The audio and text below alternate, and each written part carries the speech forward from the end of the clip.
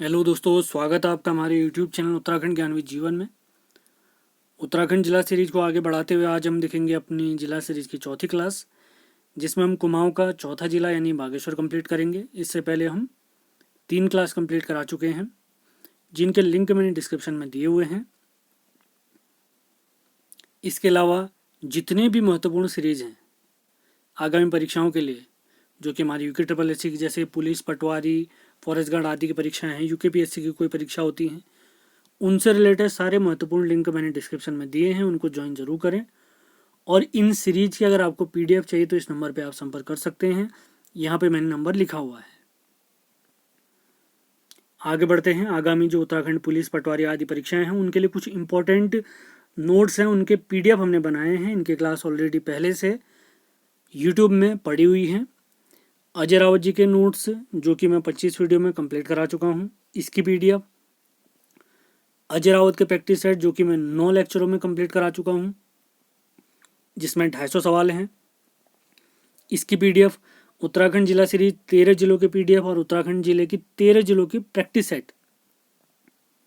तो अगर आपको ये पीडीएफ प्राप्त करनी है तो आप इस नंबर पर संपर्क कर सकते हैं 7895127508। और इन सभी पीडीएफ नोट्स की क्लास आपको हमारे यूट्यूब चैनल उत्तराखंड ज्ञान में जीवन पे प्राप्त होंगी। और बहुत जल्दी आगामी जितनी भी हमारी परीक्षाएं हैं उनके लिए हम 100 नंबर वाले प्रैक्टिस सेट लाने वाले हैं आपके लिए। तो उनके लिए भी तैयार रहें, उनकी इन्फॉर्मेशन भी आपको दे दी जाएगी। तो विदाउट वेस्टिंग टाइम आगे बढ़ते हैं। तो सबसे पहले एज यूजुअल हम अपना मैप देखेंगे उत्तराखंड का। ये हमारे प्यारे उत्तराखंड का मैप है, जिसमें हम सबसे पहले बागेश्वर की स्थिति देख लेते हैं। तो ये है हमारे बागेश्वर की स्थिति। तो बागेश्वर चारों ओर किससे घिरा हुआ है? चमोली, पिथौरागढ़, पिथौरागढ़ के बाद अल्मोड़ा। तो इन तीनों से घिरा हुआ है। तो ये देख रहे होंगे आप, बागेश्वर भी हमारा क्या है? आंतरिक जिला है। BRAT मैंने एक कोड बताया था आपको, जिसमें ब्रेट ये कोड है। ये बताता है हमें B से बागेश्वर, R से रुद्रप्रयाग, A से अल्मोड़ा और T से टिहरी। ये 4 जिले हैं हमारे उत्तराखंड के जो आंतरिक जिले हैं, यानी जो न किसी बाहरी राज्य से सीमा बनाते हैं न कि बाहरी देश से। ये हमारे आंतरिक जिले हैं। तो हमारा बागेश्वर कितने जिलों से सीमा साझा करता है? चमोली, पिथौरागढ़ और अल्मोड़ा। ये पूरा पोर्शन हमारा बागेश्वर वाला है। उम्मीद है सारे पॉइंट आपके क्लियर हो रहे होंगे। अब बढ़ते हैं आगे। सबसे पहला पॉइंट है हमारे बागेश्वर से रिलेटेड इसका स्थापना वर्ष। अगर स्थापना के बारे में पूछा जाता है तो बागेश्वर का स्थापना है 18 सितंबर 1997। महत्वपूर्ण फैक्ट। तो बागेश्वर का स्थापना अगर हम देखते हैं तो स्थापना है 18 सितंबर 1997। इसके अन्य नाम प्राप्त होते हैं हमें वागीश्वर, उत्तर का वाराणसी, बागनाथ, व्याघ्रेश्वर, दानपुर, अग्नितीर्थ, नीलगिरी इसका नाम प्राप्त होता है मानसखंड में, और गोल्डन वैली भी प्राप्त होता है। ऐसी मान्यता है कि भगवान शिव जी यहाँ पर बाघ के रूप में विचरण करते हैं। तो व्याघ्रेश्वर शिव जी को दर्शाते हैं यहाँ पर।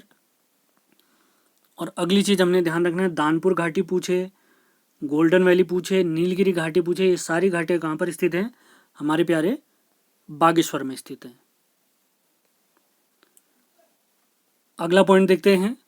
बागेश्वर हमारा सरयू और गोमती के संगम पर स्थित है। मानसखंड में इसी सरयू नदी को गंगा कहा गया है, जबकि गोमती नदी को मानसखंड में यमुना कहा गया है। तो इंपॉर्टेंट फैक्ट हमने याद रखना है, बागेश्वर हमारा सरयू और गोमती के संगम पर स्थित है।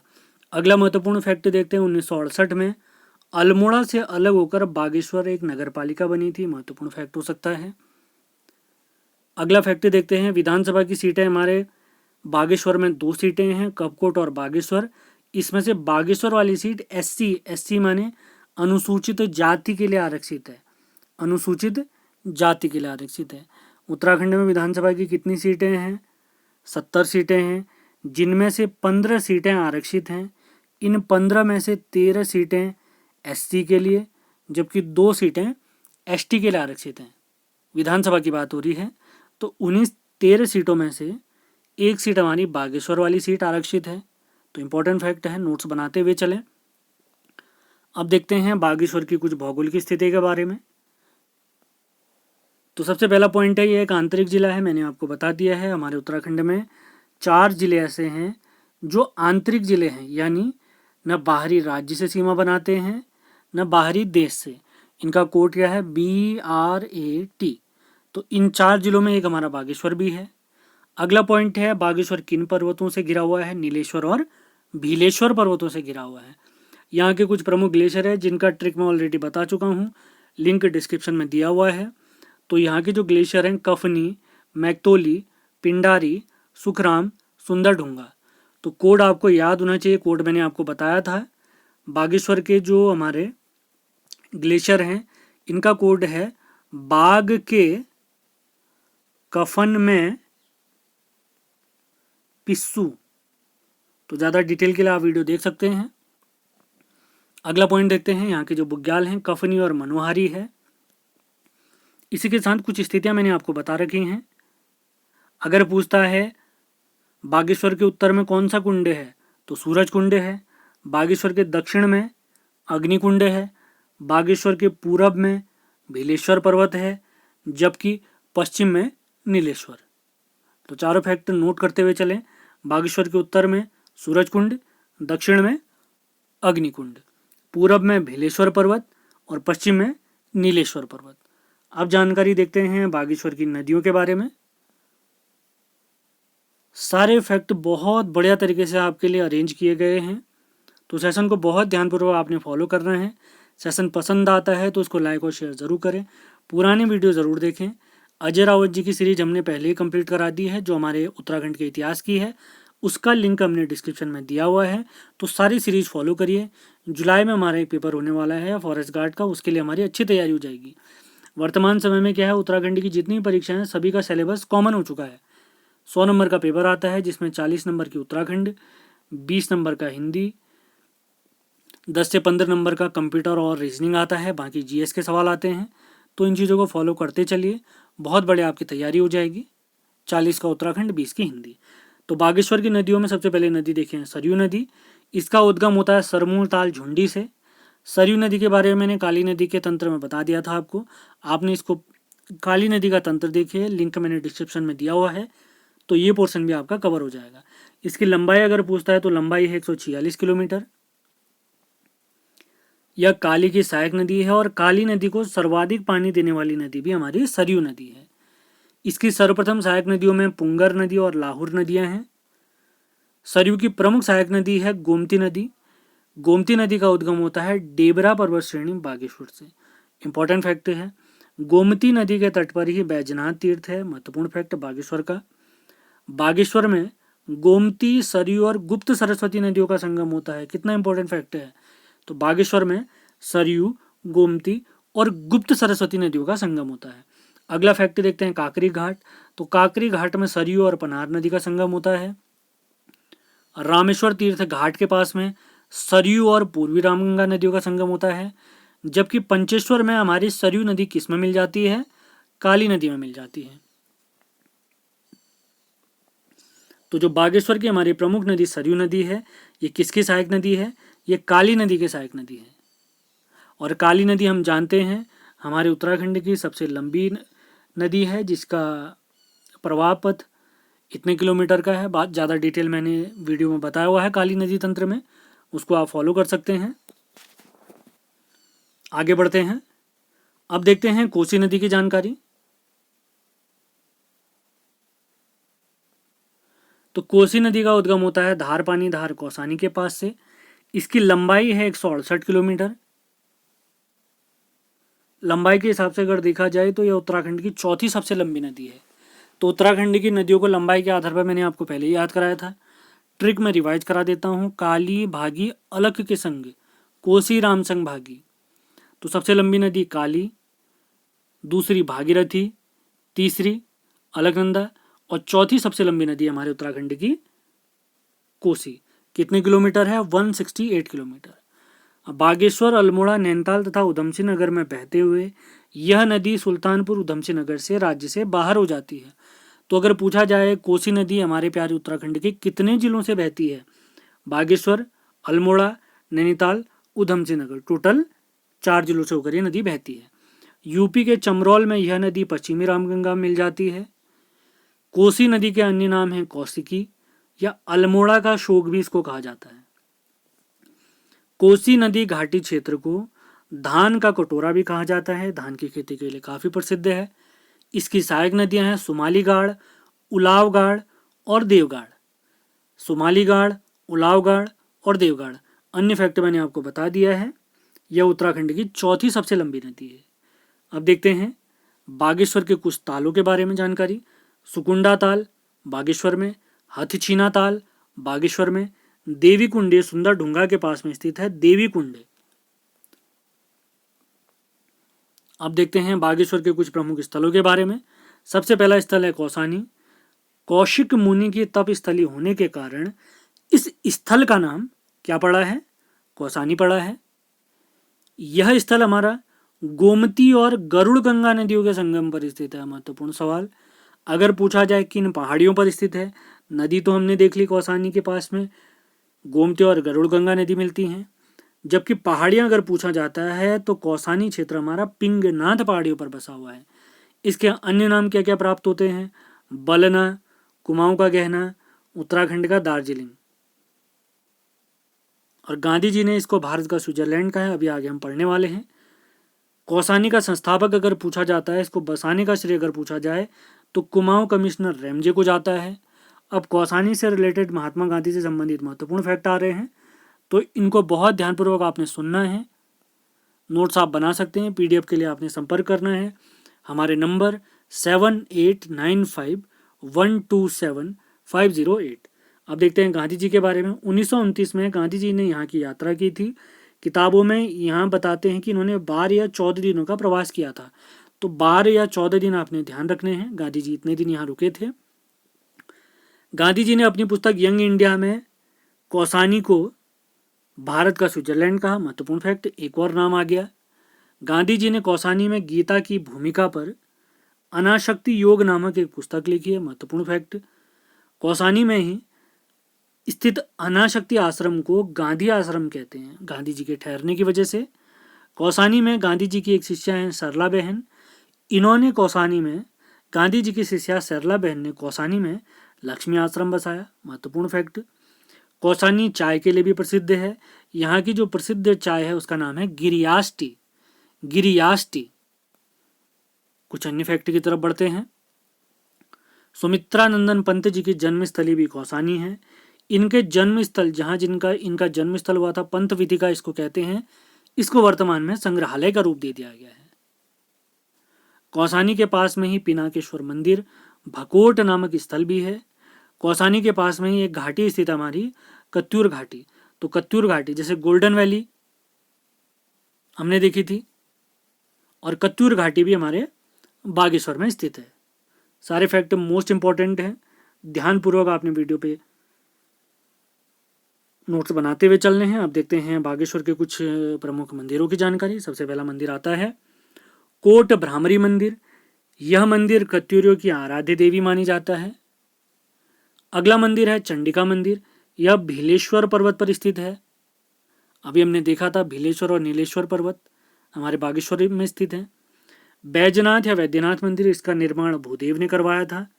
इस मंदिर में माता पार्वती की पत्थर निर्मित आदम कद मूर्ति है, यानी मनुष्यों के बराबर मूर्ति माता की प्राप्त होती है यहाँ पर। बैजनाथ कत्यूरियों की राजधानी भी रही थी। महत्वपूर्ण फैक्ट है। नंदा देवी मंदिर, बागेश्वर का नंदा देवी मंदिर, यह मंदिर चंद राजाओं द्वारा निर्मित कराया गया और यह मंदिर कोट भ्रामरी के समीप में ही स्थित है। अगला महत्वपूर्ण मंदिर देखते हैं बागनाथ मंदिर, जो कि हमारे बागेश्वर की शान है। यह सरयू और गोमती नदियों के संगम पर स्थित है। यह मंदिर भगवान शिव जी को समर्पित है। महत्वपूर्ण फैक्ट, इसका जीर्णोद्धार चंद शासक लक्ष्मी चंद ने सन 1602 में कराया था। चंद शासक लक्ष्मी चंद। चंद शासकों के बारे में डिटेल जानकारी मैं आपको ऑलरेडी पढ़ा चुका हूं, तो उन वीडियोस को फॉलो ज़रूर करें। अगला फैक्ट देखते हैं बागेश्वर के कुछ प्रमुख त्यौहार और मेले। सबसे पहला मेला है पुष्कर नाग मेला। इसके बाद आता है मूल नारायण मेला, जो कि शिखर पर्वत पर लगता है। इसके बाद है माँ भद्रकाली मेला, जो सानी उड्यार यानी सानी गुफा के पास में लगता है। तो एक सवाल और आ गया हमारा, सानी उड्यार या सानी गुफा अगर पूछा जाता है तो ये हमारे प्यारे बागेश्वर में स्थित है। अगला मेला देखते हैं पिंगनाथ का मेला। अभी हमने कौसानी देखा था, पिंगनाथ पहाड़ियों पर स्थित है, तो उसी से हम याद रख सकते हैं पिंगनाथ का मेला। उसके बाद आता है कोटमाई का मेला। इसके समीप ही कत्यूरी कालीन रणचूला कोट भी स्थित है, रणचूला कोट। अगला मेला देखते हैं उत्तराखंड की शान उत्तरायणी मेला। सरयू नदी के तट पर यह मेला लगता है प्रतिवर्ष मकर संक्रांति के समय या जनवरी के समय पर। इस मेले में ही चांचरी नृत्य भी किया जाता है। महत्वपूर्ण फैक्ट, 1929 में गांधी जी ने यहाँ पर स्वराज मंदिर की भूमि का शिलान्यास भी किया था। अगला महत्वपूर्ण फैक्ट है, तो आपने याद रखना है, उत्तरायणी मेले के दौरान ही 1921 में हमारे बीडी पांडे जी ने कूली बेगार प्रथा से संबंधित रजिस्टर यहीं बागेश्वर वाले क्षेत्र में सरयू नदी में बहा दिए थे, उत्तरायणी मेले के दौरान पर ही 1921 में। उत्तरायणी जो हम इस मेले की बात कर रहे हैं, इस मेले का जिक्र ई शर्मन ओकले नामक व्यक्ति ने अपनी पुस्तक होली हिमालय में भी किया हुआ है। होली हिमालय, होली शब्द का अर्थ यहाँ पर है पवित्र, ये इंग्लिश का शब्द है होली, तो आपने ध्यान रखना है। उत्तरायणी मेले में ही चांचरी नृत्य किया जाता है। 1929 में गांधी जी ने यहाँ पर स्वराज मंदिर का शिलान्यास किया था और इस मेले का उल्लेख ई शर्मन ओकले ने अपनी पुस्तक होली हिमालय में भी किया हुआ है। अब कुछ अंतिम बचे हुए फैक्ट देखते हैं हमारे बागेश्वर से संबंधित। सबसे पहला फैक्ट है, बागेश्वर सबसे कम नगरीय जनसंख्या वाला जिला है। तो सबसे कम अगर नगरीय है तो इसको हम ये भी तो कह सकते हैं कि सर्वाधिक ग्रामीण जनसंख्या है। तो दोनों फैक्ट नोट करते हुए चलें। अगर पूछा जाता है उत्तराखंड में सबसे कम नगरीय जनसंख्या कहाँ है, बागेश्वर में। सर्वाधिक ग्रामीण जनसंख्या कहाँ पर है, जहाँ सबसे कम नगर होंगे उसका तात्पर्य है कि वहाँ पर सबसे ज़्यादा ग्रामीण जनसंख्या होगी। तो सर्वाधिक ग्रामीण जनसंख्या बागेश्वर में। अगला फैक्ट देखते हैं, उत्तराखंड से जेल जाने वाले पहले स्वतंत्रता सेनानी हैं मोहन सिंह मेहता जी, ये भी हमारे प्यारे बागेश्वर के निवासी हैं। अगला फैक्ट देखते हैं, हरिनगरी चाय फैक्ट्री हमारे बागेश्वर में स्थित है। अगला महत्वपूर्ण फैक्ट, अनामय आश्रम, अनामय आश्रम हमारा बागेश्वर में स्थित है। अगला आता है 27 जुलाई 1966 को कपकोट में, बागेश्वर में एक जगह स्थित है कपकोट, 6.3 तीव्रता का भूकंप भी आया था और 2010 में इसी कपकोट वाले क्षेत्र में भूस्खलन भी हुआ था। अंतिम फैक्ट देखते हैं हमारे बागेश्वर से रिलेटेड, बिस्नी देवी शाह स्वतंत्रता आंदोलन के दौरान जेल जाने वाली यह प्रथम महिला है। तो स्वतंत्रता आंदोलन के दौरान जेल जाने वाली प्रथम महिला और प्रथम पुरुष दोनों हमारे बागेश्वर के ही हैं। तो इसी के साथ हमारा बागेश्वर जिला समाप्त होता है। उम्मीद है ये सेशन आपको पसंद आया होगा। तो इसी के साथ हमने हमारे उत्तराखंड के 14 जिलों में से 13 जिलों में से 4 जिले हमने समाप्त कर लिए हैं। बागेश्वर का मैप आप देख सकते हैं, मैप में मैंने आपको बढ़िया तरीके से समझा दिया था। ये हमारा बागेश्वर वाला क्षेत्र है। तो जितने भी लेक्चर हमारे कंप्लीट हो चुके हैं, इनके बाद में हम प्रैक्टिस सेट भी ज़रूर लगाएंगे। और आगामी परीक्षाओं के दृष्टिगत अगर आपको अजय रावत के नोट्स, अजय रावत जी के प्रैक्टिस सेट, उत्तराखंड जिला सीरीज सभी 13 जिलों के नोट्स और उत्तराखंड के 13 जिलों से संबंधित हर जिले से संबंधित अलग प्रैक्टिस सेट अगर आपको चाहिए तो आप इस नंबर पर संपर्क कर सकते हैं। और वीडियो आपको हमेशा हमारे उत्तराखंड ज्ञानविद जीवन नाम के YouTube चैनल पे प्राप्त हो जाएंगे। तो आज का हमारा लेक्चर ये समाप्त होता है। तो 4 जिले हमने समाप्त कर लिए हैं। अगले 2 जिले हमारे कुमाऊं के ही कंप्लीट करेंगे हम, और उस बीच कुछ अन्य क्लास भी आती रहेंगी। तो सेशन पसंद आता है तो लाइक और शेयर ज़रूर करना है। PDF के लिए आप इस दिए गए नंबर पर संपर्क कर सकते हैं 7895127508। नोट्स बहुत ध्यानपूर्वक बनाएं। परीक्षा का समय नज़दीक आ रहा है, अपनी तैयारियों में लगे रहें।